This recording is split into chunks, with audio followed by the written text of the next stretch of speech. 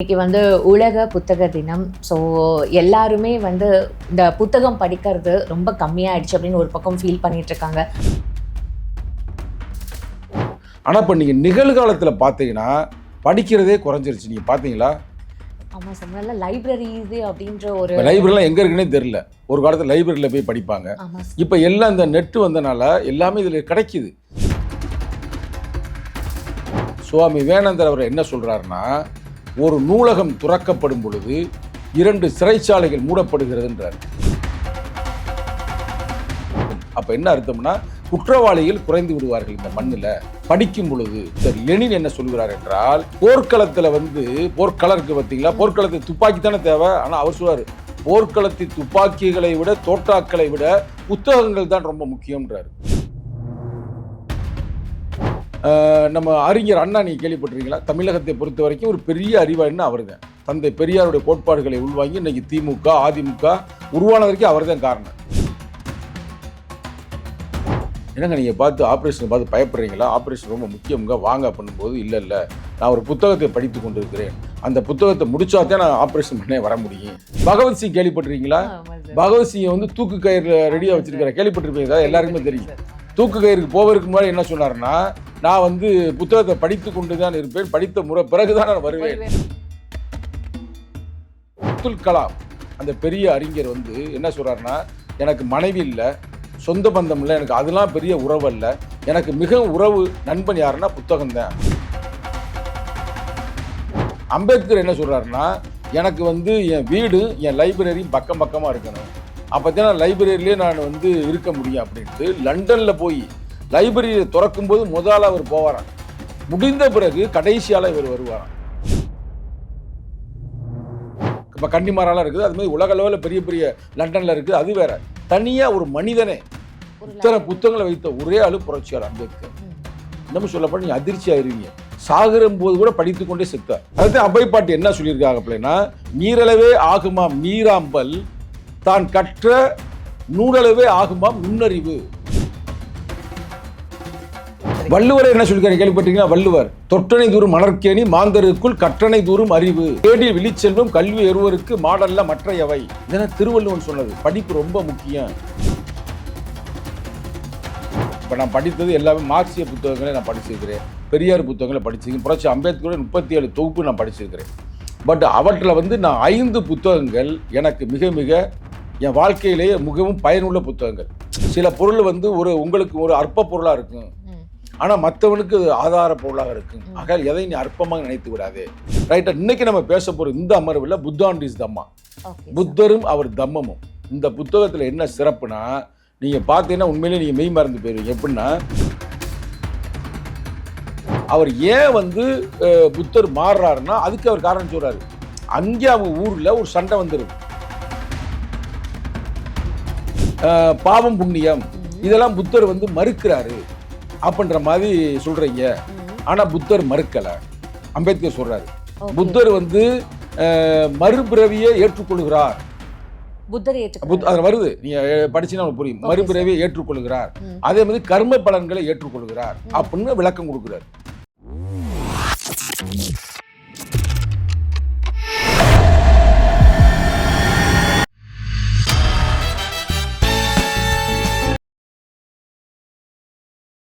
PPT cinema நேயர்கள் அனைவருக்கும் வணக்கம். இன்னைக்கு நம்மளோட சங்கத்தமிழ் அவர் தான் இணைஞ்சிருக்காரு. நிகழ்ச்சிக்கு போகலாம். சார் வணக்கம். சார் வணக்கம்மா. எப்படி சார் இருக்கீங்க? நல்லா இருக்கிறோம். இன்னைக்கு உலக புத்தக தினம். ஸோ எல்லாருமே இந்த புத்தகம் படிக்கிறது ரொம்ப கம்மியாயிடுச்சு அப்படின்னு ஒரு பக்கம் ஃபீல் பண்ணிட்டு இருக்காங்க.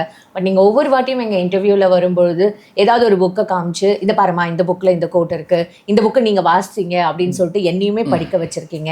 நிறைய விஷயங்கள் எங்களுக்கும் அந்த புத்தகம் மூலமாக நீங்களும் சொல்லி கொடுத்துருக்கீங்க. ஸோ டெஃபினெட்லி இந்த நாளில் உங்களை கூப்பிட்டு கேட்டால் நீங்கள் நிறைய புத்தகங்கள் எங்களுக்கு ரெக்கமெண்டும் பண்ணுவீங்கன்றதுனால தான் சார். ஃபஸ்ட்டு நீங்கள் என்ன சொல்லணும்னு நினைக்கிறீங்க? முதலில் பிபிடி நேயர்களுக்கு உலக புத்தக நாள் நல்வாழ்த்துக்களை தெரிவித்துக் கொள்கிறேன். பிபிடி நேயர்களுக்கு மட்டுமல்ல, உங்களுக்கும் தெரிவிக்கிறேன், உலக தமிழர்களுக்கும் தெரிவிக்கிறேன். இந்த உலக புத்தக நாள்னு எப்படி வந்துச்சுன்னா, நீங்கள் ஆங்கில கவிஞர் கேள்விப்பட்டிருப்பீங்க, ஷேக்ஸ்பியர். உலக புகழ்பெற்ற ஒரு பெரிய கவிஞர். அவருடைய இறப்பு ஏப்ரல் 23. அதை மையமாக வைத்து இந்த யுனெஸ்கோன்னு ஒரு அமைப்பு இருக்குது பார்த்தீங்களா, அந்த அமைப்பு 1995 உலக புத்தக நாள் என்று அறிவிக்கிறார்கள். எப்போனா 1995. அப்போலாம் இவ்வளவுக்கு பெரிய இன்டர்நெட்லாம் வராத காலகட்டம். அப்போயே அவங்க என்ன ஃபீல் பண்ணுறாங்கன்னா, இளைஞர்களுக்கு வந்து இந்த படிக்கின்ற அந்த ஆற்றல் குறைகிறது, வாசிப்பு தன்மை குறைகிறது. அதனால் அவங்களை வந்து மோட்டிவேட் பண்ண வேண்டும் என்பதற்காக அதை அறிவித்து அந்த நாட்களில் வந்து உலக லெவலில் வந்து புத்தகங்களை படிக்க வைப்பாங்க. தொடர்ந்து செய்து கொண்டிருக்கிறார்கள். ஆனால் இப்போ நீங்கள் நிகழ்காலத்தில் பார்த்தீங்கன்னா படிக்கிறதே குறைஞ்சிருச்சு. நீங்கள் பார்த்தீங்களா? ஆமாம் சார், முன்னாடி லைப்ரரி இது அப்படின்ற ஒரு லைப்ரரிலாம் எங்கே இருக்குன்னே தெரியல. ஒரு காலத்தில் லைப்ரரியில் போய் படிப்பாங்க. இப்போ எல்லாம் இந்த நெட்டு வந்தனால எல்லாமே இதில் கிடைக்கிது. அதை படிப்பதை விட நம்ம காதல் நிறையா கேட்டுக்கொண்டே இருக்கிறோம். அதான் உண்மை. ஆனால் படிப்பு எவ்வளோ உண்மைன்றதுக்கு நான் ஒரு எடுத்துக்காட்டு சொல்கிறேன். உங்களுக்கு பிடிச்ச சுவாமி விவேகானந்தர்கிட்டதே ஆரம்பிக்கிறேன். சுவாமி விவேகானந்தர் அவர் என்ன சொல்கிறாருன்னா, ஒரு நூலகம் துறக்கப்படும் பொழுது 2 சிறைச்சாலைகள் மூடப்படுகிறதுன்றார். ஒரு லைப்ரரி நீங்கள் திறந்துட்டீங்கன்னா 2 சிறைச்சாலை மூடப்பட்டு விடும். அப்போ என்ன அர்த்தம்னா, குற்றவாளிகள் குறைந்து விடுவார்கள் இந்த மண்ணில் படிக்கும் பொழுது அப்படின்னு அவர் சொல்கிறாரு. சரி, அவர் வந்து ஒரு ஆன்மீகத்தில் ஒரு பெரிய சித்தாந்தவாதி, அவரை பற்றி சொல்லியிருக்காரு அப்படி. ஆனால் அதே நேரத்தில் லெனின் என்பவர் ஒரு பெரிய மார்க்சிய போராளி. உலகம் பூரா உலக தொழிலாளிகளே ஒன்று கூட என்று சொன்ன மார்க்சிய கருத்துக்களை இந்த பூமிக்கு விளைத்த லெனின் என்ன சொல்கிறார் என்றால், போர்க்களத்தில் வந்து போர்க்களருக்கு பார்த்தீங்களா, போர்க்களத்தில் துப்பாக்கி தானே தேவை. ஆனால் அவர் சொல்வார், போர்க்களத்தில் துப்பாக்கிகளை விட தோட்டாக்களை விட புத்தகங்கள் தான் ரொம்ப முக்கியம்ன்றார். அந்த அளவுக்கு உங்களுக்கு புத்தகம் வந்து ரொம்ப ரொம்ப முக்கியம். அதுக்கு நிறைய நிகழ்காலத்தோடு உங்களுக்கு சொல்கிறேன், கடந்த காலத்துலேயும் சொல்கிறேன், அது உங்களுக்கு புரிய வரும். அது எப்படின்னா, நம்ம அறிஞர் அண்ணா நீங்கள் கேள்விப்பட்டிருக்கீங்களா? தமிழகத்தை பொறுத்த வரைக்கும் ஒரு பெரிய அறிவாளின்னு அவர் தான். தந்தை பெரியாருடைய கோட்பாடுகளை உள்வாங்கி இன்றைக்கி திமுக அதிமுக உருவானதற்கே அவர் தான் காரணம். திமுகவில் வந்து அவர் உருவாக்கிய கட்சி, அதிமுகவில் அவர் போட்டாவே இருக்கு. அவ்வளவு பெரிய அறிஞர். அவர் என்ன பண்ணுறாருன்னா, அவருக்கு உடல் சரியில்லாமல் தானே இறந்து போகிறாரு. அப்போ ஒரு ஆப்ரேஷனுக்காக அவர் வெயிட் பண்ணுறாங்க. ஐயா நாளைக்கு உங்களுக்கு ஆப்ரேஷன் வாங்க அப்படின்னு. இல்லை நாளைக்கு நான் வர முடியாது, நாளை மறுநாளுக்கு வைங்க அப்படின்றாரு. உடனே பயந்து போயிடுறாங்க. என்னங்க நீங்கள் பார்த்து ஆப்ரேஷனை பார்த்து பயப்படுறீங்களா? ஆப்ரேஷன் ரொம்ப முக்கியங்க வாங்க பண்ணும்போது, இல்லை நான் ஒரு புத்தகத்தை படித்து கொண்டு இருக்கிறேன், அந்த புத்தகத்தை முடிச்சாதான் நான் ஆப்ரேஷன் பண்ணே வர முடியும், உயிரை பற்றி எனக்கு ஒன்றும் பிரச்சனை இல்லை, ஆனால் நான் புத்தகத்தை முடித்த பிறகு தான் நான் வருவேன்றாரு. அப்போ பாருங்க ஒரு படிப்பு எவ்வளோ முக்கியமாக இருக்குன்னு பாருங்க. பகவத்சிங் கேள்விப்பட்டிருக்கீங்களா? பகவத்சிங்கை வந்து தூக்கு கயிறு ரெடியாக வச்சிருக்கிற கேள்விப்பட்டிருப்பீங்க, எல்லாருக்குமே தெரியும். தூக்கு கயிறுக்கு போவதற்கு முன்னாடி என்ன சொன்னாருன்னா, நான் வந்து புத்தகத்தை படித்து கொண்டு தான் இருப்பேன், படித்த முறை பிறகுதான் நான் வருவேன் அப்படின்னு அந்த இரவு பூரா படித்து கொண்டு இருக்கிறார். சரி, அவர் தான் அப்படின்னா அப்துல் கலாம் அந்த பெரிய அறிஞர் வந்து என்ன சொல்றாருன்னா, எனக்கு மனைவி இல்லை, சொந்த பந்தம் இல்லை, எனக்கு அதெல்லாம் பெரிய உறவு இல்லை, எனக்கு மிக உறவு நண்பன் யாருன்னா புத்தகம் தான் அப்படின்னு அப்துல் கலாம் சொன்னார். அதை விட வந்து இப்போ எல்லா அறிஞரை விட இன்னைக்கு உலக லெவலில் ஒரு பெரிய அறிவாளி யாருன்னா புரட்சியாளர் அம்பேத்கர் அவர்கள். அம்பேத்கர் என்ன சொல்கிறாருன்னா, எனக்கு வந்து என் வீடு என் லைப்ரரியும் பக்கம் பக்கமாக இருக்கணும், அப்போ தான் லைப்ரரியிலே நான் வந்து இருக்க முடியும் அப்படின்ட்டு லண்டனில் போய் லைப்ரரியை திறக்கும்போது முதல்ல அவர் போவாராம், முடிந்த பிறகு கடைசியால் இவர் வருவாராம். இன்றைக்கி அங்கே வந்து அதற்காக அவர் சிலையை வைத்திருக்கிறார்கள். அப்போ அவ்வளவுக்கு அவர் படித்து கொண்டு இருந்திருக்கிறார். இன்னொரு விஷயம் சொன்னால் நிறைய பேருக்கு தெரியாது, உலகத்திலேயே ஒரு தனி மனிதன் ஒரு பெரிய லைப்ரரி வச்சுருந்தார் யாருன்னா புரட்சியாளர் அம்பேத்கர். அவர் செத்த பிறகு அவர்கிட்ட வந்து சொத்து சுகம் இல்லை, நட்டு நகைகள் இல்லை, எதுவுமே இல்லை. ஆனால் புத்தகம் வந்து ஒரு லைப்ரரி ஃபுல்லாக புத்தகமாக வச்சுருந்துருக்காரு. உலகத்திலேயே சும்மா கூட வெளியில் ரெக்கார்டில் என்ன சொல்லுவாங்கன்னா, ஆசியாவிலே பெரிய லைப்ரரி அம்பேத்கரிடம் இருந்தது என்று. ஆனால் உண்மையிலேயே பார்த்தா உலக லெவலில் தனிப்பட்ட ஒரு மனிதன் உங்களுக்கு கவர்மெண்ட் வைத்திருக்கிறது. இப்போ கன்னிமாராலாம் இருக்குது, அதுமாதிரி உலக லெவலில் பெரிய பெரிய லண்டனில் இருக்குது, அது வேற. தனியாக ஒரு மனிதனே இத்தனை புத்தகங்களை வைத்த ஒரே ஆளு புரட்சியாளர் அம்பேத்கர். இன்னமும் சொல்லப்போ நீங்கள் அதிர்ச்சி ஆயிருவீங்க, சாகிற போது கூட படித்து கொண்டே செத்தார். அவ்வளோ ஒரு பெரிய வரலாற்று நீதியாக இருந்திருக்கிறாங்களா. ஏன்னு பார்த்தோம்னா, அவ்வை பாட்டின்னு ஒரு ஆள் நீ கேள்விப்பட்டிருக்கீங்களா? பழைய அவ்வை பாட்டி. அந்த அவ்வை பாட்டி வந்து படிப்பு ரொம்ப ரொம்ப முக்கியம்னு இளமையில் கல் அப்படின்றாங்க. நீ இளமையாக இருக்கும்போது சிறு வயதிலே படித்தாதான் உனக்கு வருங்காலங்களில் அது ரொம்ப பயன்படும். சார், உண்மையாகவே இந்த படிக்கிறதுனால நம்ம வந்து வேலை கிடைக்கிறதும் இல்லை வேலைக்கு போகிறதுன்றதையும் தாண்டி இந்த பொது அறிவு, இந்த காமன் சென்ஸ் படித்தவங்களுக்கு இருக்கிறத விட இந்த மாதிரி புத்தகங்களை படித்து வளர்ற அவங்களுக்கு இருக்கிற அந்த காமன் சென்ஸ்லாம் எவ்வளோ ஜாஸ்தி அப்படின்றத நடைமுறை வாழ்க்கையிலே கரெக்டாக சொன்னீங்க. நீ உண்மையில இப்போ நீங்கள் ஒரு பாட புத்தகத்தை படிச்சீங்கன்னா நீ அந்த சப்ஜெக்டில் நீங்கள் நல்ல திறமையாக வந்து ஒரு வேலைக்கு போகலாம். ஆனால் நீங்கள் பொதுவாக எல்லா புத்தகத்தையும் படிக்கும்பொழுது நீங்கள் அறிவு சார்ந்த பெரிய ஆள் ஆயிடுறீங்களே. அப்ப அது அவ்வளவு ஒரு முக்கியமான இன்னொன்று சொன்னால் நீங்கள் ரொம்ப ஆச்சரியப்பட்டுருவீங்க படிப்பு எவ்வளோ முக்கியம்னு. அதாவது இது ஒரு பெரிய அறிஞர், இந்த பேர் மறந்து போச்சு யாருன்னு எனக்கு தெரியல. நீங்கள் படிப்பது வந்து சும்மா புத்தகத்தை படிப்பதில்லை, அது ஒரு வகையான தவம்ன்றாங்க. அது ஒரு வகையான தவம், அது ஒரு வகையான தியானம். இன்னும் ஒரு பெரிய அறிஞன், நீ யாருன்னு சொன்னால் இது இது அறிஞர் யாரு எனக்கு தெரியும். யாருன்னா உலகத்தையே தன்னுடைய வாளுக்கு கீழே கொண்டு வந்தார் அலெக்சாண்டர். அவர் என்ன சொல்றாருன்னா படிப்பு வந்து ரொம்ப ரொம்ப முக்கியன்றதுக்கு அவர் ஒரு கருத்து சொன்னார். நீ மிரண்ட பேர் இந்த கருத்தை கேளுங்க. என்ன சொல்றாருன்னா, நீ ஒரு நாட்டோட இல்லை தொடர்ந்து போரிடாதே, ஒரு நாட்டோட தொடர்ந்து நீ போரிட்டு கொண்டிருந்தால் அந்த நாட்டிற்கு நீ வந்து போர்க்கலைகளை சொல்லி கொண்டு இருக்கிறாய், கற்றுக் கொடுத்து கொண்டு இருக்கிறாய், ஆனால் அவனை படிக்க விடாத.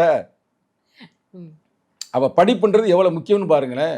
இந்த மாதிரி எவ்வளவு ஒரு நுட்பமான ஒரு அதாவது அவ்வை பாட்டு என்ன சொல்லியிருக்காங்க அப்படின்னா, நீரளவே ஆகுமாம் நீராம்பல் தான் கற்ற நூலளவே ஆகுமாம் நுண்ணறிவு. இப்போ நீ சொன்னீங்க கொஞ்ச நேரத்துக்கு முன்னாடி அந்த படிப்பில் ரொம்ப ஸ்பெஷலாக போகிறதுக்கு என்னன்னா, இப்போ வந்து அது என்ன சொன்ன நீரளவே ஆகும்னா, இப்போ ஒரு தாமரை இருக்குன்னு வச்சிங்களேன், தாமரை வந்து எந்த உரத்தில் இருக்குது, அந்த தண்ணி எவ்வளவுக்கு வளர்ந்துருக்கிறோ அது அளவுக்கு தண்டு வளர்ந்துருக்கும். அது மாதிரி ஒரு மனிதனுடைய நுண்ணறிவு மைக்ரோ நாலேஜ் எப்படி இருக்கும்னா அவன் படித்த புத்தகத்தை வைத்துத்தான் அமையும். திருப்பி நான் சொல்றேன், இப்போ உங்களுக்கு அந்த கவிதை நல்லா புரியும் நினைக்கிறேன். நீரளவே ஆகுமாம் நீராம்பல் தான் கற்ற நூலளவே ஆகுமாம் நுண்ணறிவு. எப்ப எத்தனை ஆண்டுகளுக்கு முன்னால்? எனக்கு புரியவே இல்லை சார். இதெல்லாம் கற்பனைக்கு கூட எட்டாத ஒரு விஷயம் தானே சார். அவங்க பேசுற அந்த ஒரு சொல்லாடல் ஆகட்டும் சார். வள்ளுவர் என்ன சொல்லிருக்காரு கேள்விப்பட்டீங்களா? வள்ளுவர் தொற்றனை தூரும் மலர்க்கேணி மாந்தருக்குள் கற்றனை தூரும் அறிவு கேடில் விழிச்செல்வம் கல்வி ஒருவருக்கு மாடல்ல மற்றையவை. இதெல்லாம் திருவள்ளுவன் சொன்னது. படிப்பு ரொம்ப முக்கியம், கற்றபடி நில்லு அப்படின்னு பல கருத்துக்களை சொல்லியிருக்கிறாங்க. அந்த வகையில் வந்து இளைஞர்கள், குறிப்பாக இன்றைய இளைஞர்கள் படிக்கிறதே இல்லை, தொடர்ந்து படிக்க வேண்டும். அதுக்கு நான் ப்ராக்டிக்கலாகவே ஒன்று சொல்கிறேன் பாருங்கள்.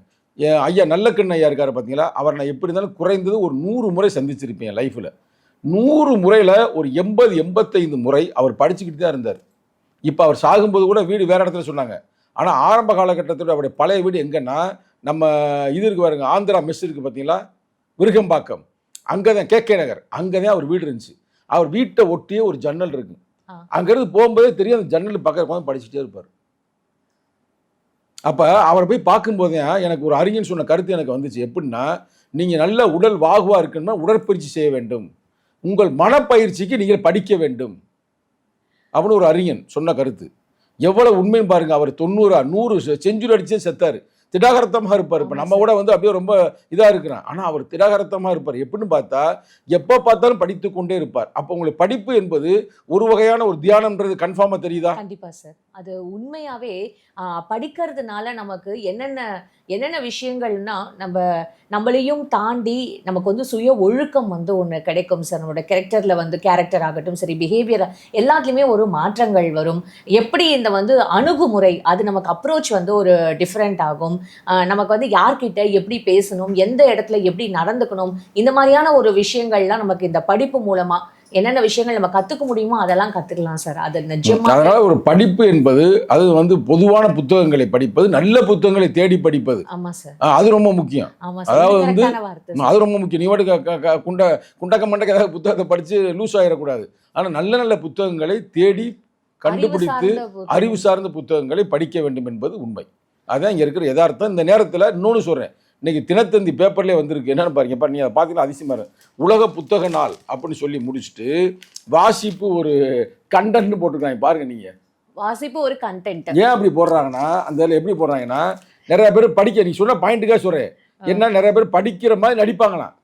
ஒரு ட்ரெயினில் போகிறோமா ஒரு புக்கு, பெரிய புக்கு எடுத்து வச்சுக்கிறது, பிளேனில் போகிறதா ஒரு புக்கு எடுத்து வச்சுக்கிறது, சரிங்களா? இதே புத்தகத்தை வச்சுருப்பாங்க. ஆனால் வந்து அந்த புத்தகத்தை வந்து அவங்க படிக்கிறது இல்லை. ஆனால் புத்தகத்தை வந்து வைப்பது பெருசல்ல. எல்லாரும் லைப்ரரி வச்சுருப்பாங்க வீட்டில் கூட ஒரு இதுக்காக. ஆனால் அந்த புத்தகங்களை படிக்கணும்னு ஒரு இதே போட்டிருக்காங்க. அதாவது பெர்ஃபார்மேட்டிவ் ரீடிங். பெர்ஃபார்மேட்டிவ் ரீடிங் என்ன புரியுதா உங்களுக்கு? அதாவது எப்படி நடிக்கிறது, அதாவது நான் நல்லா படிக்கிறேன், பெர்ஃபார்மன்ஸ் பண்ணுறேன், அதுலேருந்து வர வார்த்தை அந்த பெர்ஃபார்மேட்டிவ் ரீடிங் வந்து வெளியில் வந்து படிப்பாங்க. அவர் சொல்கிறாரு பாருங்க, சென்னையில் வந்து பெஸ்ஸி reads, Calcutta reads, Thiruvananthapuram reads, Bengaluru Cubbon reads என நாட்டில் பல்வேறு பகுதிகளை சார்ந்த வாசிப்பு குழுக்கள் ஒரு பொது இடத்தில் கூடி வாசிப்பை ஊக்குவித்து வருகின்றார்கள் அவங்க எல்லாரும். ஆனாலும் கூட அவர்கள் முறையாக படிப்பதில்லை. படிப்பதை போல் நடிப்பார்கள். அப்படி இல்லாமல் படிக்கணும் அப்படின்னா வடிவேல் படத்தை போட்டிருக்கிறாங்க. உங்களுக்கு புரியுதா? படிக்கிற மாதிரி. அதனால் இன்றைய இளைஞர்கள் என்ன பண்ணணும்னா, நடிச்சா கூட பிரச்சனை இல்லை, அட்லீஸ்ட் படிக்க ஆரம்பிங்கன்ற. முன்னாடிலாம் ஸ்கூல்ல லைப்ரரி அப்படின்ற ஒரு பீரியடே இருக்கும் சார். அங்க போயிட்டு நம்ம லைப்ரரியில உங்களுக்கு மாரல் சயின்ஸ் புக்ஸ்ன்ற அந்த மாதிரியான ஒரு நிறைய இப்போ அந்த சப்ஜெக்டே இல்லையே. இப்போ எடுத்துட்டேன். அதான இப்போ சின்ன பையில கஞ்சா அடிக்கிறாங்க, சின்ன பையில கொலை பண்ணுறாங்க, எல்லாமே நடக்குது. சின்ன பையில குண்டை போடுறாங்க, நல்லா படித்தா கையை வெட்டுறாங்க, வாயை வெட்டுறாங்க, நம்ம தான் பார்க்குறோமே. அப்போ இளைஞர்கள்ட்ட அந்த நீ சொன்ன மாதிரி நல் ஒழுக்கம் வகுப்புகள், நீதி வகுப்புகள்லாம் இல்லாமல் போகுது. படிப்பு தன்மை குறைகிறது. அதனாலே அவங்க திசை மாதிரி சென்று விடுகிறாங்க. சின்ன வயசுல நான் இல்ல சார், பக்கத்துல கடைகள்லாம் இருக்கும், புக்ஸ் கொடுப்பாங்க சார். 1 ஹவருக்கு நீங்க லைப்ரரி மாதிரியே இங்கேயும் புக்கு கொடுப்பாங்க. நம்ம டெபாசிட் மட்டும் பே பண்ணிட்டா அந்த புக்கை நம்ம 1 வாரம் இல்லை 2 வாரம் அந்த இப்போ அதில் இருக்கா இல்லையா? இல்லை சார். அப்போ சமூகம் எங்கேயே போய் கொண்டிருக்கிறது. ஆகையால் இந்த நல்ல நாளில் நாங்கள் அனைவருக்கும் சொல்கிறோம், நல்ல புத்தகங்களை தேடி பிடித்து கண்டுபிடித்து படியுங்கள்.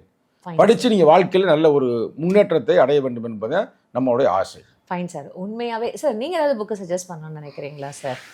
ஓகே, இப்போ நீங்கள் இந்த கேட்ட கேள்விக்காக நான் சொல்கிறேன், சரிங்களா? இது சர்ச்சை கூட ஆகலாம், ரைட்டா? இதை யாருக்கு ரெஃபரன்ஸ் பண்ணல, இந்த புக்கை படிங்கன்னு சொல்ல, நான் படித்த புத்தகங்களை சொல்கிறேன். இப்போ நான் படித்தது எல்லாமே மார்க்சிய புத்தகங்களை நான் படிச்சிருக்கிறேன், பெரியார் புத்தகங்களை படிச்சிருக்கேன், புரட்சி அம்பேத்கரோட 37 தொகுப்பு நான் படிச்சிருக்கிறேன். பட் அவற்றில் நான் 5 புத்தகங்கள் எனக்கு மிக மிக என் வாழ்க்கையிலேயே மிகவும் பயனுள்ள புத்தகங்கள். அதாவது சும்மா நீங்கள் ஒரு புத்தகத்தை படிச்சுட்டு நீங்கள் இது பண்ணக்கூடாது. அதாவது ஒரு அறிஞர் சொல்கிறாங்க, நீங்கள் புத்தகத்தை அப்படி திறக்கும் பொழுது அதில் ஒரு இன்ட்ரெஸ்ட் இருக்கணும், ஆனால் அதை முடிக்கும் பொழுது அதிலிருந்து நீங்கள் சிலது கற்றுக்கொள்ள வேண்டும், தெரிந்து கொள்ள வேண்டும், அனுபவங்களை புரிந்து கொள்ள வேண்டும், அப்படியே ஒரு புத்தகம் அமைய வேண்டும் அப்படின்பாங்க. அந்த வேளை எனக்கு பிடிச்ச மிக முக்கியமான புத்தகம், முதல் புத்தகம் புரட்சி அம்பேத்கர் கடைசியாக எழுதின புத்தரும் அவர் தம்மமும், புத்தா அண்ட் இஸ் தம்மா. இந்த நீங்கள் சொன்னனால நான் அந்த புத்தகத்தை எடுத்து வந்தேன். இந்த பாருங்க, புத்தா அண்ட் இஸ் தம்மா. இந்த புத்தகத்துடைய சிறப்பு என்னவென்றால், இதுதான் அவருடைய கடைசி புத்தகம். 1956 டிசம்பர் மாதம் 6ஆம் தேதி இறந்து போயிடுறாரு.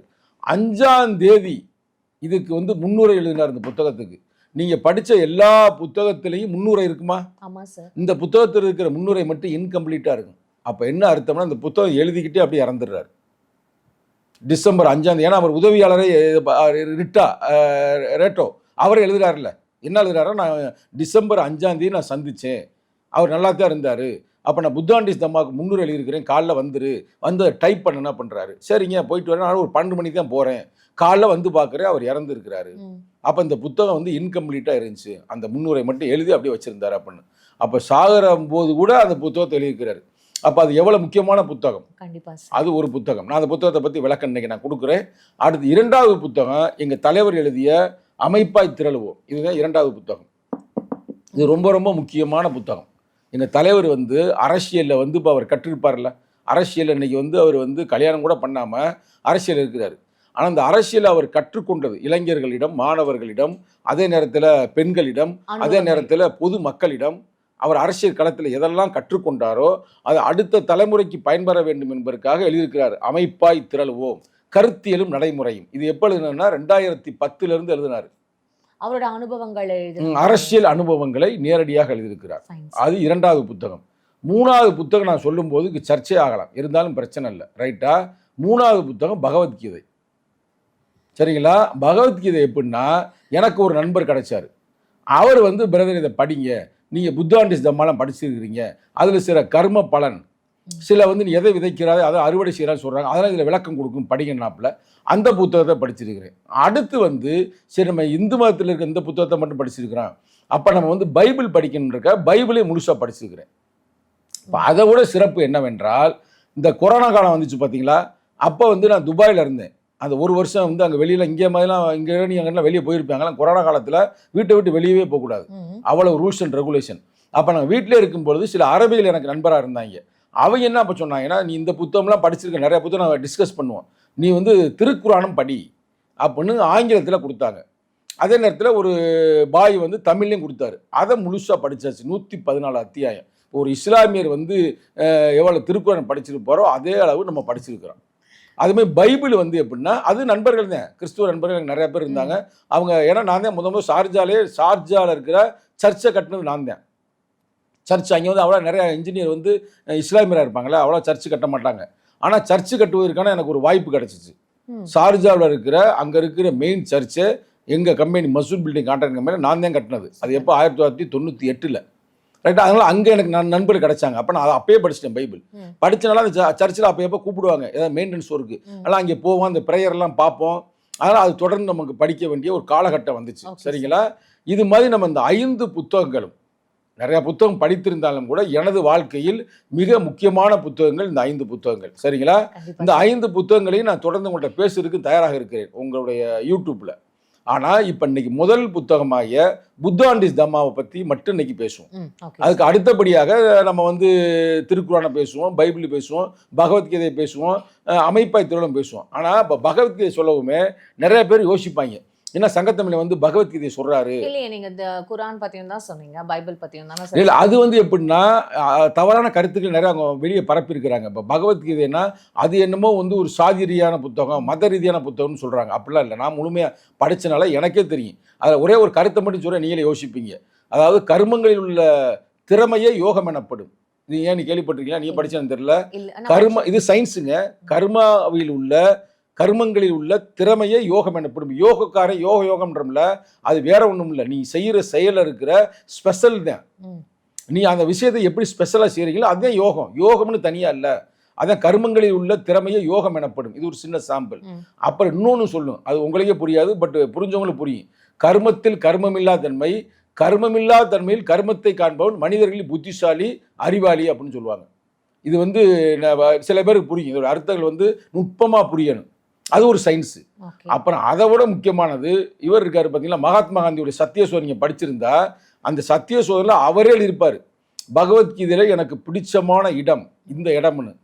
அது வந்து ஒரு சயின்ஸு. அது வந்து ஹியூமன் சைக்காலஜி. ஏன்னா பேசிக்காக நான் சைக்காலஜி படித்தனால அது அந்த காலத்தில் இருக்காங்க. என்ன இருக்காங்கன்னா அந்த புத்தகத்தில் ஒரு மனிதன் ஒரு விஷயம் நினைக்க நினைக்க பற்று உண்டாகிறது, பற்றினால் கோபம் உண்டாகிறது, கோபத்தால் ஞாபகம் தடுமாகிறது, ஞாபக தடுமாற்றத்தால் வேகம் அழிகிறது, வேகம் அழிந்தால் அந்த மனிதன் அழிந்து விடுகிறான்.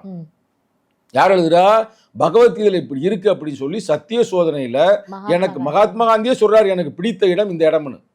நான் பகவத்கீதை படிப்பேங்க, எனக்கு உடம்பு சரியில்லாமல் போனா கூட நான் ஹாஸ்பிட்டல் போக மாட்டேன், நான் பகவத்கீதை படிச்சவனு சரியாயிரும் அப்படின்னு அவரே எழுதியிருப்பாரு. ஒரு முறை படுத்துறாரு அவங்க மனைவி இருக்குல்ல கஸ்தூரிபாய் அம்மையார், உடம்பு சரியில்லாமல் படுத்துடுறாங்க. அப்போ இவர் போய் என்ன பண்ணுறாருன்னா ஹாஸ்பிட்டலுக்கு அழைச்சி போகாமல் இந்த புக்கை படிக்கிறாரு. ஆனால் கடைசியில் காலையில் சரியாயிருது. அது என்ன மிராக்கிள்ஸ் தெரியல.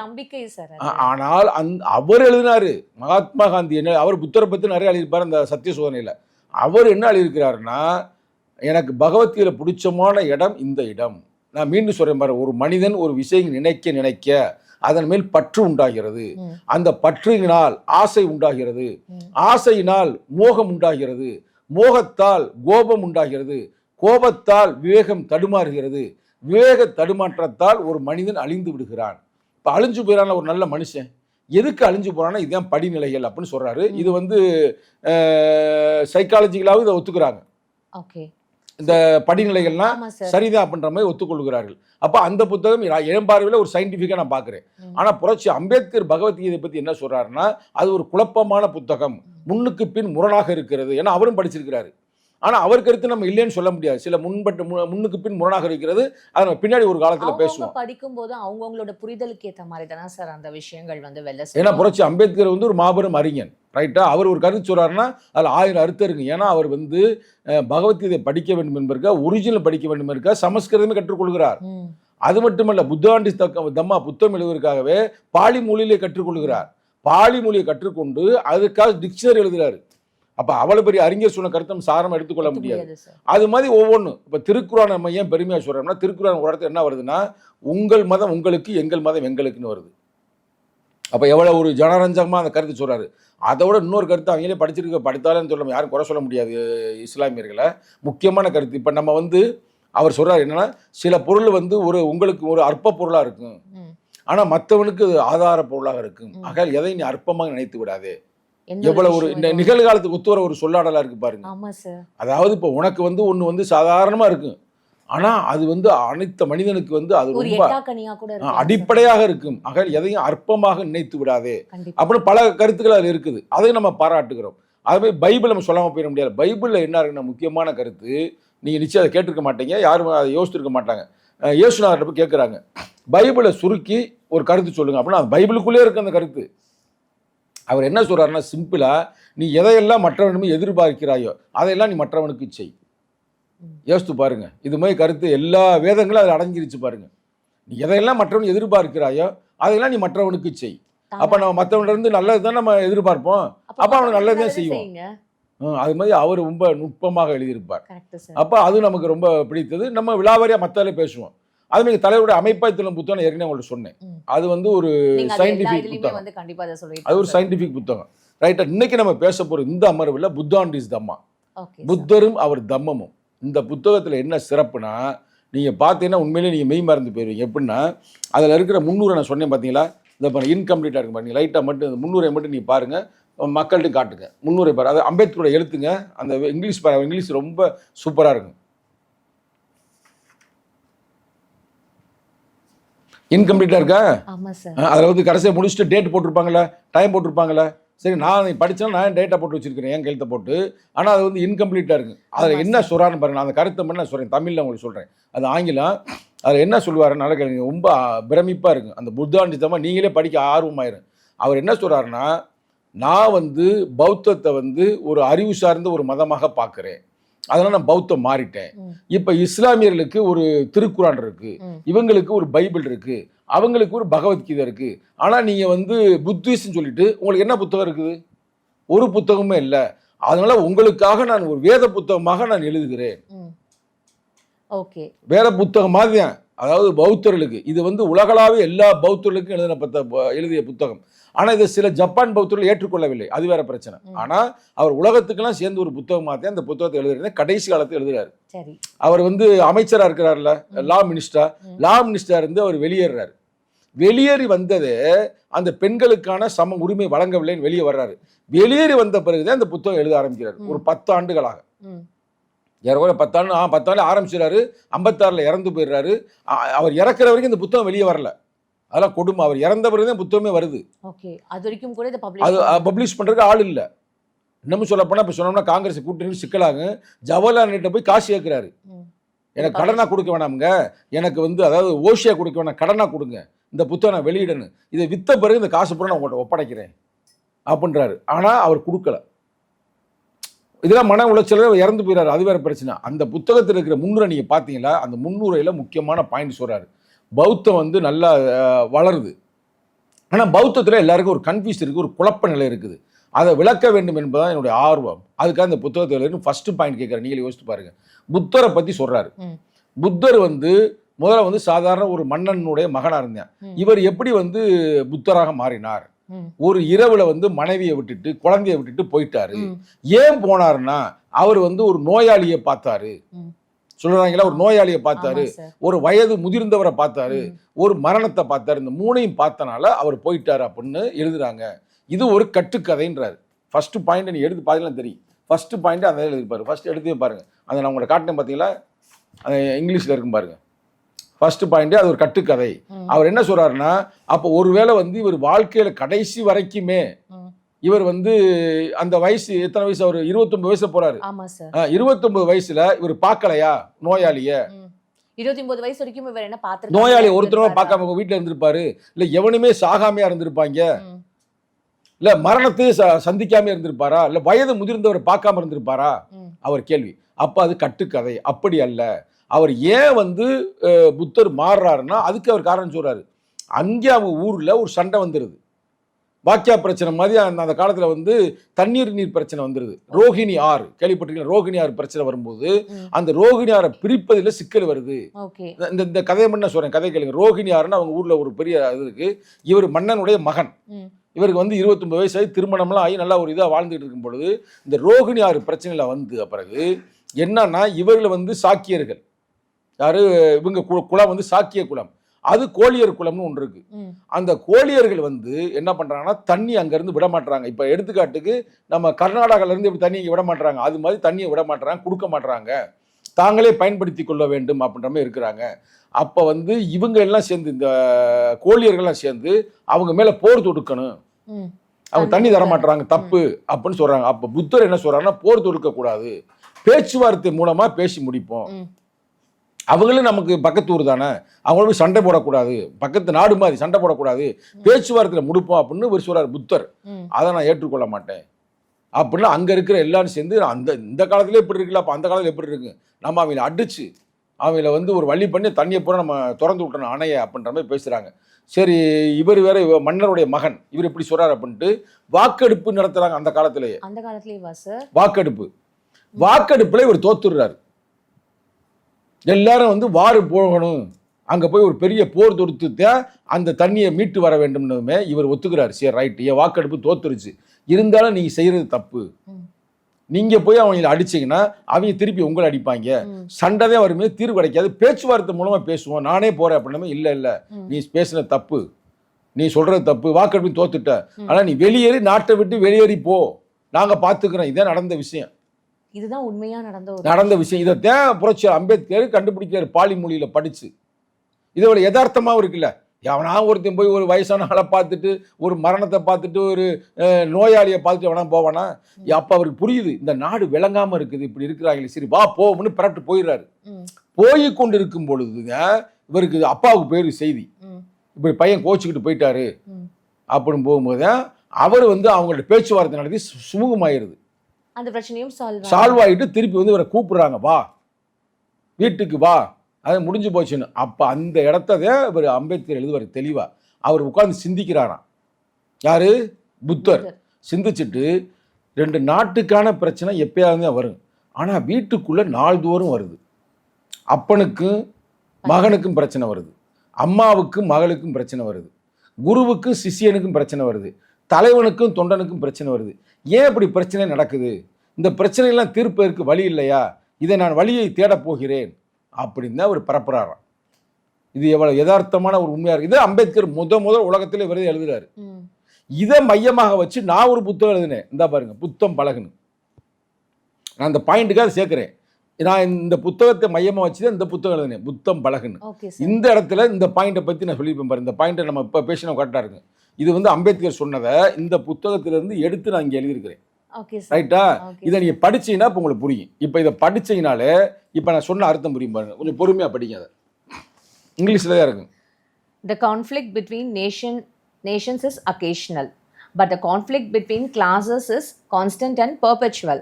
It is this which is the root of all sorrow and suffering in the world. Correct. இப்போ உங்களுக்கு புரியுதா? இப்போ என்ன அவர் சொல்கிறாருன்னா, என்ன விளக்கத்துக்கு வந்து என்ன அவர் சொல்கிறாரு பாருங்க. அதாவது 2 நாட்டுக்கான பிரச்சனை வந்து எப்போதும் தான் வரும், ஆனால் ஒரு குடும்பத்துக்குள்ள ஒரு பிரச்சனை வந்து தொடர்ந்து வந்து கொண்டிருக்கிறது, தொடர்ந்து வருகிறது. அடுத்த வரியும் படி, அடுத்த வரி. The true, I left home on account of war, but I cannot go back home. Although the war between the Sakyas and Koliyas has ended, I see now that my problem has become wider. I have to find a solution for this problem of social conflict. புரியுது? அதாவது என்ன சொல்றேன், நான் முதல்ல சொல்றேன், நாட்டுக்கான பிரச்சனை எப்போதாவது தான் வருது, ஆனால் வீட்டுக்கான பிரச்சனை நாள்தோறும் நடக்கிறது. இதற்கு தீர்வு கிடைக்காமல் தீர்வை கண்டுபிடிக்காமல் நான் திரும்ப மாட்டேன் அப்படின்னு அவர் சொல்றாரு. இதனால தான் வந்து கௌதம புத்தர் போய் புத்தராக மாறுகிறார், சித்தார்த்தன் புத்தராக மாறுகிறார் அப்படின்னு அவர் பதிவு செய்கிறார். இந்த பதிவுக்கு மட்டும் இல்லை அந்த புத்தகம், இன்னும் பல கருத்துக்கள் தொடர்ந்து அதில் சொல்லுது. நான் அதிலிருந்து செலக்ட் பண்ணி, ஏன்னா அவர் கடைசியில் சாகிறதுக்கு முன்னாடி ஒரு புத்தகம் இருக்கிறாரு, அது இளைஞர்கள்ட்ட போகணும், அதையும் சொல்லுவார். இதை வந்து அடுத்து இருக்கிற தொண்டர்கள், வருங்காலத்தில் யாரெல்லாம் வர்றீங்களோ அவங்க என்னுடைய கருத்துக்களை நீங்கள் இளைஞரிடம் பரப்ப வேண்டும், இளைஞரிடம் கொண்டு செல்ல வேண்டும் அப்படின்றதே அவர் கருத்து. இதை வந்து நான் வந்து அப்படியே அவர் எழுதின புத்தகத்தை அப்படியே அந்த கவிதை எழுதி, இது கவிதை மாதிரி இருக்கு அவர் இங்கிலீஷு, அதுக்கு நான் ஒரு விளக்கம் கொடுத்துருப்பேன், ஒரு நீண்ட விளக்கம். பார்த்தீங்கன்னாலும் தெரியும், நீண்ட விளக்கமாக இருக்கா. அதுக்கு ஒரு கவிதை மாதிரி எழுதியிருப்பேன், சின்ன கவிதை படிக்கிறேன் பாருங்க, உங்களுக்கு புரியும் பாருங்க. வாய்க்கால் சண்டை வாழும் வர்க்கமே முதன்மையாகும், உலக சண்டை வர்க்க முரணே மூலமாகும், நாடுகளுக்கு இடையில் முரண்பாடுகள் நாள்தோறும் நடப்பதில்லை, வீட்டுக்குள் முரண்பாடுகள் வீதிதோறும் நடக்காமல் இருப்பதில்லை. நான் என்ன செய்வேன்? சமூக முரண்களை சிதைக்காமல் சித்தார்த்தனாகவே சிதைய மாட்டேன், ஆதலால் சித்தனானேன் புத்தனானேன். புத்தரே சொல்ற மாதிரி அந்த கவிதை நம்ம எழுதியிருக்கிறோம். அவர் புத்தர் இது மாதிரி யோசனை பண்ணியிருப்பாரு அப்படின்ற மாதிரி. அது மாதிரி இந்த புத்தகத்துல புத்தாண்டிசம்மால இப்ப பாருங்க, இந்த கவிதை படிச்சா மட்டும் பத்தாது, இப்ப இந்த இங்கிலீஷை திரும்பி படிச்சோம்னா உங்களுக்கு கிளீனா புரியும். நான் படிக்கிறேன் பாருங்க. இது தலைப்பே வந்து நான் ஏன் புத்தனானேன். The conflict between the nation is occasional but the conflict between the classes a constant and perpetual. It is this which is the root of all sorrow and suffering in the world. இப்போ இந்த உலகத்தில் இருக்கிற எல்லா துயரத்திற்கும் துன்பத்திற்கும் காரணம் என்னவென்றால் இரண்டு முரண்கள், அதாவது வகுப்புகளுக்கு இடையே நடக்கின்ற முரண்கள் தான். இப்போ சாதி பிரச்சனை இங்கே இருக்கா? இப்போ அங்கே பார்த்தீங்கன்னு பாருங்க, ஈராக் வாரான், இஸ்ரேல் வாரு எல்லாம் நடந்து கொண்டிருக்கு பார்த்தீங்களா? இப்போ எல்லாத்துக்கும் காரணம் என்ன? அப்போ அதில் மனித நேயம் இல்லை, மனித மாண்பு இல்லை அப்படின்றத அவர் விளக்குவார். அந்த விளக்கமான புத்தகம் வந்து அந்த புத்தாண்டிசம் ஒரு சின்ன சாம்பிள் தான் நான் உங்கள்கிட்ட சொன்னேன். அடுத்து இது ஒரு பாயிண்ட் முடிஞ்சா அந்த முன்னுரையை நம்ம பேசிக்கிறோம். முன்னுரைக்கு இதெல்லாம் கொண்டு போய் சேர்க்கிறேன். அடுத்து செகண்ட் பாயிண்ட் அதில் என்ன சொல்றாருன்னா, முன்னுரையில் ஃபர்ஸ்ட் பாயிண்ட் அது, செகண்ட் பாயிண்ட் என்ன சொல்றாருன்னா, அதாவது மறுபிறவி, கர்மா, பாவம் புண்ணியம் இதெல்லாம் புத்தர் வந்து மறுக்கிறாரு அப்படின்ற மாதிரி சொல்றீங்க. ஆனா புத்தர் மறுக்கல. அம்பேத்கர் சொல்றாரு புத்தர் வந்து மறுபிறவியை ஏற்றுக்கொள்கிறார். அதுல வருது, நீங்க படிச்சீங்கன்னா புரியும். மறுபிறவியை ஏற்றுக்கொள்கிறார், அதே மாதிரி கர்ம பலன்களை ஏற்றுக்கொள்கிறார் அப்படின்னு விளக்கம் கொடுக்கிறார். இந்த உலகம் வந்து துயரமானது, துன்பமானது, ரொம்ப பிரச்சனையானது அப்படின்னு சொன்னார் புத்தர் அப்படின்னு சொல்றாங்க. அதுவும் தப்பு. புத்தர் அப்படி மட்டும் சொல்லல, துன்பத்திற்கான தீர்வு சொல்றாரு, 8 வழி பாதைகளை காட்டுறாரு. என்மார்க்கம் சொல்றாங்க பாத்தீங்களா, 8 வழி. ஏன்னா புத்தருடைய 4 உண்மைகள் முக்கியமானதா சொல்றாரு முதல் அத்தியாயத்திலே, முதல் அந்த முன்னுரையிலே சாகருக்கு முன்னாடி சொன்ன வார்த்தை. அந்த 4 என்னன்னா 4 உண்மைகளுக்கு தெரிஞ்சுக்காப்ப உங்களுக்கு புரியும். உங்களுக்கு சொல்ற மக்களுக்கு 4 உண்மை என்னன்னா, ஃபர்ஸ்ட் எடுத்ததுமே உலகம் என்பது இன்பமும் துன்பமானது ஒண்ணு. கரெக்டா? இந்த துன்பத்திற்கு காரணம் ஆசை. ரைட்டா? இது மாறுவதற்கான வாய்ப்புகள் இருக்கிறது, முயற்சி பண்ணால் இதை மாற்றலாம். 4வது என்னன்னா, இது மாற்றுவதற்கான 8 வழி பாதைகள், என்மார்க்கம் இருக்கு அப்படின்னு அவர் சொல்றாரு. அப்ப அந்த பாயிண்டையும் விளக்குறாரு, முன்னுரையிலே விளக்குறாரு புரட்சியாளர் அம்பேத்கர். அதுக்கடுத்து அந்த அதை விளக்கம் கொடுத்துட்டு அடுத்த பாயிண்ட் கொடுக்குறாரு. அதே ரொம்ப முக்கியமான பாயிண்ட். அது என்ன சொல்றாருன்னா, அவர் வந்து இந்த சொல்றாரு பாத்தீங்களா, ஆன்மா வந்து புத்தர் மறுக்கிறாரு, ஆன்மா இல்லைன்னு மறுக்கிறாரு. சரிங்களா? ஆனா ஆன்மா இல்லை அப்படின்னு மறுத்தாருன்னா அப்ப எப்படி உங்களுக்கு மறுபிறவி எப்படி உருவாகும்? ஆன்மாவே இல்லை அப்படின்னா மறுபிறவி எப்படி? அவர் கேட்கிறாரு. கர்ம பலன் எப்படி? நீ எதை விதைக்கிறாயோ அதை அறுவடை செய்கிறாய் என்று சொல்கிறாயே. இதுக்கெல்லாம் விளக்கம் தான் அவர் கொடுக்குறாரு. மக்கள் இவ்வளவு குழப்பத்தில் இருக்காங்கன்னு. அடுத்து ஒரு பாயிண்ட் சொல்ற, முக்கியமான பாயிண்ட்.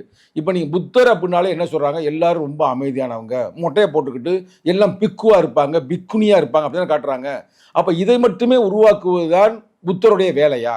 அப்ப நல்ல சமூகத்தை கட்டமைக்க வேண்டாமா? பயங்கரமான கேள்வி கேட்கிறாரு. அது என்ன கேட்குற, ஒரு புத்திஸ்ட் இருக்கிறான்னா அவன் பிக்குவா இருப்பான், தனிப்பட்ட முறையில் ஒழுக்கம் சார்ந்து இருப்பான். அவனால என்ன பலன் இந்த நாட்டுக்கு? அவன் பல பேர் நல்வழிப்படுத்தணும்ல, அப்பதான் ஒழுக்கமான சமூகம். அப்ப நீ புத்திஸ்ட் என்றாலே வெறும் பிக்கு நிம்மதி காட்டுறீங்க. அவங்க போய் மக்களுக்கு வேலை செய்யணும், அவங்களுக்காக வந்து மக்களுக்காக உழைக்கணும், அவங்க நல்வழிப்படுத்தணும், விஷயங்கள் சொல்லி கொடுக்கணும். எல்லா விஷயங்களும் அவங்களுக்கும் வந்து இவங்க மூலமா இந்த மாதிரி இதை மட்டும் நீ படிச்சுன்னு வச்சுங்களேன், இந்த வந்து ரொம்ப கொஞ்சம் இதானாலும் பரவாயில்ல. நம்ம அம்பேத்கருடைய ஆத்மாவோ சாந்தி இந்த இடத்துல இருந்து கடைசி வரைக்கும் படிங்க. அவர் கடைசியா சாகிறதுக்கு முன்னாடி எழுதின வரிகள் படிக்கல, நம்ம சொல்றது அப்படியே புரியும். 4வது பிரச்சனை பிக்குவோடு தொடர்புடையதாகும். பிக்குவை புத்தர் உருவாக்கியதன் நோக்கம் யாது? முழு நிறைவான மனிதனை உருவாக்குவது நோக்கமா, அல்லது தன் வாழ்க்கையை மக்களுக்கு தொண்டாற்றுவதில் அர்ப்பணித்து அவர்களின் நண்பராய், வழிகாட்டியாய், தத்துவவாதியாய் திகழும் ஒரு சமூக சேவகரை உருவாக்குவதவர் நோக்கமா? இது ஒரு மிகப்பெரிய வினாவாகும். பௌத்தத்தின் எதிர்காலமே இவ்வினாவை பொறுத்துள்ளது. ஒரு பிக்கு தன் வரையில் முழு நிறைவான மனிதராக மட்டும் இருந்து விடுவாரேயானால் பௌத்தத்தை பரப்புவதற்கு அவர் எவ்வகையிலும் பயன்பட மாட்டார். இப்ப நான் சொன்னல தானே, அதாவது ஒரு பிக்குவா ஒருத்தர் இருக்கிறியா, ரைட்டா? இப்ப இந்த கேமராமேனே இருக்கிறாரு, ஒரு பிக்கு ஆயிட்டாருன்னு வச்சுங்களேன். பிக்கு ஆயிட்டாருன்னா அவருக்கு பலன் கிடைக்கும். ஆனா அவர்னால யாருக்காவது பலன் கிடைக்குமா? அதான் கேட்கிறாரு. அப்ப சமூகத்தை கட்டமைக்க முடியுமா? அப்ப தனியான பிக்குவை உருவாக்குவது பௌத்தத்துடைய வேலையா, இல்ல நல்ல சமூகத்தை உருவாக்குவது வேலையா? அடுத்து படிங்க. ஏனெனில் அவர் முழு நிறைவான மனிதராயினும் தன்னலமான மனிதராவார். இதற்கு மாறாக அவர் சமூக சேவகராக இருப்பாராயின் பௌத்தத்தின் நம்பிக்கைக்குரியவர் என்பது நிரூபணமாகும். இந்த வினாக்களுக்கான தீர்வு காண்பதில் பௌத்த போதனையின் முரணற்ற தன்மையை சார்ந்திடுவதை விட பௌத்தத்தின் எதிர்காலத்தை பொறுத்திடுவதே சரியாகும். அதோட பேசி அவர் இறந்து போயிறாரு, கையெழுத்து இல்லை. கரெக்டா? அப்ப இப்படி வந்து அந்த புத்தகத்தை எழுதியிருக்கிறாருன்னா இந்த பிரச்சனை தீர்ப்பதற்காகத்தான் ஒரு புத்தகம் எழுதியிருக்காரு. அப்போ இந்த புத்தகம் வந்து இளைஞர்கள் படிக்கணும். ரைட்டாக இன்றைக்கி நம்ம நிறையா நேரம் பேசிட்டோம். இப்போ இந்த புத்தகத்துடைய மைய புள்ளியே இதுதான். இப்போ புத்தர் அப்படின்னாலே என்ன நினைக்கிறாங்க, அந்த புத்தர் சொன்ன மாதிரி பிக்கு இல்லை ரொம்ப அமைதியானவர், இல்லை புத்தம் சரணம் கச்சாமி, தம்மம் சரணம் கச்சாமி, சங்கம் சரணம் கச்சாமிலாம் சொல்கிறாங்க. அப்படிலாம் இல்லை அப்படின்றதுக்கு ஒரே ஒரு கருத்தை சொல்லி நம்ம முடிச்சுடுவோன்றீங்க. அமர்வை நிறையா பேசியிருக்கிறோம். இந்த பாரு, இதை மட்டும் நீங்கள் பார்த்தீங்கன்னா நீங்களே ரொம்ப யோசிப்பீங்க. முக்கியமானது அதாவது என்ன சொல்கிறாங்க, புத்தரை வந்து ரொம்ப அமைதியானு சொல்கிறாங்களா, அப்படி இல்லை அப்படின்னு அம்பேத்கர் சொல்கிறாரு. நான் எடுத்து எழுதியிருக்கேன். முதல்ல அத்தியாயமே அதுதான் ஃபர்ஸ்ட். இது என்ன சொல்கிறாங்க, wherever very soon danger, do not avoid fighting, do not be merely mouthed. Okay, எங்கெல்லாம் அநீதி நடக்கிறதோ அதையெல்லாம் நீங்க வந்து பார்த்துக்கிட்டு வாயை மூடி கிடக்காதீங்க, நீங்க வந்து சண்டை போடுங்க, மௌனமா இருக்காதீங்கன்னு சண்டை போடுங்கன்றாரு. do not avoid fighting, சண்டை போடாமல் இருக்காதீர்கள். அதான் ரொம்ப முக்கியம். we wage war, therefore we called warrior. நாம போர் தொடுக்கிறோம், ஆகையால் நாம் போராளிகள் அப்படின்ட்டு அவர் சொல்றாரு. அதுக்கு நான் வந்து ஒரு கவிதை எழுதிப்பேன் பாருங்க. அந்த கவிதை நீங்க பார்த்தீங்கனாலே முழு அர்த்தமும் உங்களுக்கு புரியும். என்ன சொல்றேன்னா, என் பின்னால் வரும் போராளிகளே, என் பின் நாளில் வரும் போராளிகளே, போராடுங்கள். இதோ என் போர்வாளை தருகிறேன், நெறியை நன்னறி செய்ய போராடுங்கள். அபிபாவிலிருந்து ஆரம்பிக்கிறது போராட்டம், உடைந்து கிடக்கிறது உறவு, சண்டையிடுகிறது சாதி, இறுகி கிடக்கிறது இனம், மதம் பிடித்திருக்கிறது மதம், வளைந்து கிடக்கிறது வர்க்கம், நடுத்தெருவில் நாறுது நாடு, உருண்டு போய்விட்டது உலகம், அம்மாவுக்கிலிருந்து ஆரம்பிக்கிறது போராட்டம். இதோ என் போர்வாளை தருகிறேன், நெறியை நன்னெறி செய்ய போராடுங்கள். மொழிபெயர்த்து நம்ம ஒரு கவிதை எழுதியிருக்கிறோம். சரிங்களா? என்ன சொல்ல வர்றோம்னா, போராட்டம் வந்து தொடர்ந்து இருக்குது. அம்மா வயிற்றிலிருந்தே போராட்டம் ஆரம்பிக்குது. அதனால் தொடர்ந்து போராடுங்கள். அதைத்தான் அவர் சொல்கிறாரு. அவர் தான் முதல்ல அவர் தொண்டர்களை பார்த்து போராளின்னு அழைத்தார். முதல்ல. அதுக்கு முன்னாடி போராளி என்ற சொல்லாடலே யாரும் பயன்படுத்தலை, புத்தர் தான் பயன்படுத்துகிறார். இது மாதிரி பல விஷயங்கள் அடங்கி இருக்கிறது. பல விஷயங்கள் இதில் வந்து நிறையா விஷயங்களில் வந்து நமக்கு வந்து புரியாமல் இருக்கிறது என்னென்னா, புத்தர் என்ன சொன்னார் அப்படின்றத நிறையா பேருக்கு புரிதல் இல்லாமல் இருக்கிறது. அதில் அவரே சொல்கிறார், புரியாமல் இருக்கிறதுக்காகவே ஒரு கருத்து சொல்கிறார் பாருங்க. அதை மட்டும் சொல்கிறேன், நீங்களே அதை படிங்க. சின்னது தான். The lack of understanding is the root of all evil. To be right is not enough. A baby may be right, but that does not mean that a baby knows what is right. To be right, one must know what is right. புரியுதா? புரியுது sir. அதாவது எல்லா பிரச்சனைக்கும் என்ன காரணம்னா புரியாத தன்மை தான். எல்லா பிரச்சனைக்குமே lack of understanding is the root of all evils. Baby வந்து ஒன்று இருக்கு, பேபி மேலே எந்த தப்புமே இல்லை. ஆனால் பேபி வந்து கரெக்டு தான். ஆனால் அது கரெக்டாக இருந்தால் மட்டும் பத்தாது. அந்த குழந்தைக்கு எது ரைட் தப்புன்னு தெரியாது. அப்போ என்ன சொல்றாருன்னா, நமக்கு குழந்தைமே இருக்கக்கூடாது, நமக்கு தெரியணும் தப்பு எது சரி என்று தெரிய வேண்டும். அதுக்காகத்தான் நான் புத்தாண்டிஸ் தம்மாவை எழுதுறேன்னு இப்போ நம்ம வந்து சும்மா ஆரம்பத்தை தான் பேசியிருக்கிறேன். தொடர்ந்து அடுத்தடுத்த அமர்வல்ல வாரம் ஒரு நாள் வந்து தொடர்ச்சி அந்த 10 புத்தகம் 5 புத்தகம் நான் சொன்னேன்னா, இன்னைக்கு புத்தாண்டிஸ் தம்மா இன்னைக்கு சொல்லியிருக்கிறேன். நம்ம அடுத்த வாரம் பேசலாம். அதுக்கடுத்து அமைப்பாய் திரளுவோம், அதுக்கடுத்து பகவத்கீதை, அடுத்து பைபிள், அடுத்து திருக்குறள் நம்ம பேசலாம். சரிங்களா? ஓகே. வேற ஏதாவது உங்களுக்கு சந்தேகங்கள் இருக்கிறதா? இல்லை சார், உண்மையாகவே இதெல்லாம் வந்து யாருக்கே இப்போ நம்ம எல்லாருமே வந்து படிக்கிறத தாண்டி இப்போ நிறைய கேட்கறதுன்ற அந்த ஒரு ஃபேக்டர் ஜாஸ்தியானதுனால படிக்கிற ஒரு தன்மை கம்மியாயிடுச்சு சார். இது மூலமாக நம்ம வந்து நிறைய விஷயங்கள் வந்து புத்தரை பற்றியும் இது மாதிரி அம்பேத்கர் என்ன சொல்லியிருக்காருன்ற சில விஷயங்கள் அட்லீஸ்ட் போகிற போக்கில் ஒரு ஷார்ட்ஸ்லையாவது ஒரு 2 பேர் கேள்வி அதை கேட்டுட்டு போனாலே வந்து இல்லை நம்ம எதையோ கொண்டு போய் சேர்த்தோன்ற ஒரு மன திருப்தி இருக்கும்ன்றதை நான் நம்புகிறேன் சார். ஸோ இந்த நேரத்துக்கும் இந்த தெளிவான ஒரு இந்த புத்தகங்கள் பற்றி நமக்கு ஒரு சரியான டைமில் நீங்கள் சொல்லியிருக்கீங்கன்றது தான் சார் நான் நினைக்கிறேன். உங்களோட நேரத்துக்கு ரொம்ப நன்றி சார். நன்றி, வணக்கம்.